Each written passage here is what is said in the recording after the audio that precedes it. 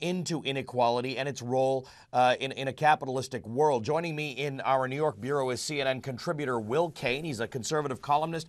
He's written about income equality in the United States. And in our Washington bureau, Harold Meyerson. He's a weekly op-ed columnist for the Washington Post. Gentlemen, we love having you on this topic because you've discussed it, you've written about it.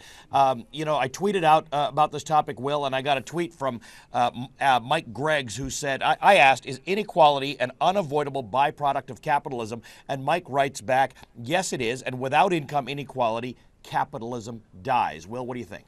Oh, I think that's reverse logic. I don't know how capitalism is dependent upon income inequality, but I do think income inequality is an inevitable byproduct of capitalism. I think when we talk about income inequality, we too focus on the question of how you're doing compared to someone else, when the true question is how you're doing. It just so happens that capitalism as a system, a true meritocracy, it increases wealth for the entire spectrum of society. The question should be, what is benefiting everyone? How are you doing? And capitalism raises that bottom rung of the ladder up better than any system we've yet discovered.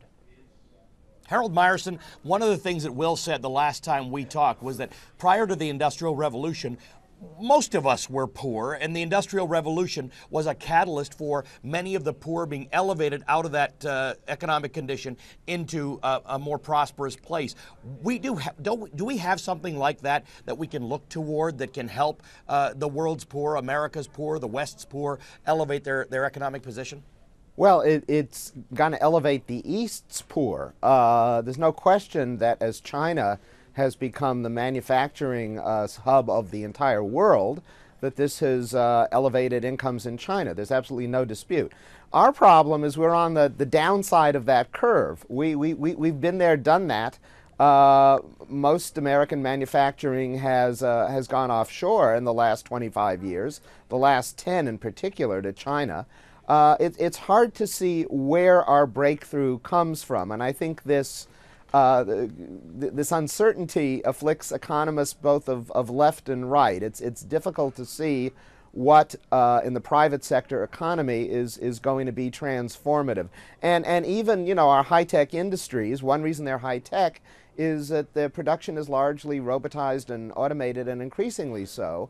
So even though the jobs may pay well, there are fewer and fewer of them. Let's bring Andrew Stevens in from Hong Kong. Andrew? Yeah, thanks, Ali. Just a question to Harold again, just picking up on that China comment you're making there, Harold. China, I mean, any emerging market really, the evolution is that you are going to have an uneven growth rate of wealth to begin with. And as the Industrial Revolution happens, the wealth gets more evenly spread. But if we look at an example like the US, like some of these big Western economies where you do have this big divide, what sort of pitfalls do economies like China, like Indonesia, for example, need to avoid to fall into the same trap? Well, what China needs to do is reduce the income gap between its urban areas, where incomes have been rising quickly, and its rural areas, where they've been largely stagnating. And the Chinese government knows this, and of course they're scared to death of any upsurge in demonstrations and whatnot, which break out in China all the time. So and they are working in their own peculiar capitalist communist way to try to eventually reduce this. They're doing massive construction of housing in hopes that this will provide better living standards to many of the Chinese poor. But, I think they need to do ultimately what the West did, which has become a more democratized society, allow unions, that sort of thing. That's a key factor, I think, in reducing inequality in that kind of country. I'd love to touch on that. I'd love to say China shouldn't look to the United States as a cautionary tale. They should look to the Western economies as a model. The fact that we have high income inequality is totally irrelevant. When we talk about income inequality, you're asking about relative wealth. The important focus should be absolute wealth. We are a richer society from top to bottom, what China's model needs to be. And by the way, China has been growing vastly. We all know this, from 500 per capita GDP in 1980s to 6,000, 7,000, wherever they are now today. What they need to do is focus on creating a truly meritocratic society. If you have a society that's truly based on meritocracy, then you won't worry about income inequality. It won't be a social cohesion problem. You won't have social revolution because people will accept the consequences of meritocracies. Yeah, no, it's a good point. Well, I think that the system China likes to call it is capitalism with Chinese characteristics. But Nina, you've got something to come in up with. Yeah, I wanted to ask you, Harold, what do people in the United States make about the kind of backlash we've seen against the bonus culture in Britain? Because that's one of the things that many people have said, at least on an anecdotal basis, has got people's back up when it comes to income inequality in the UK.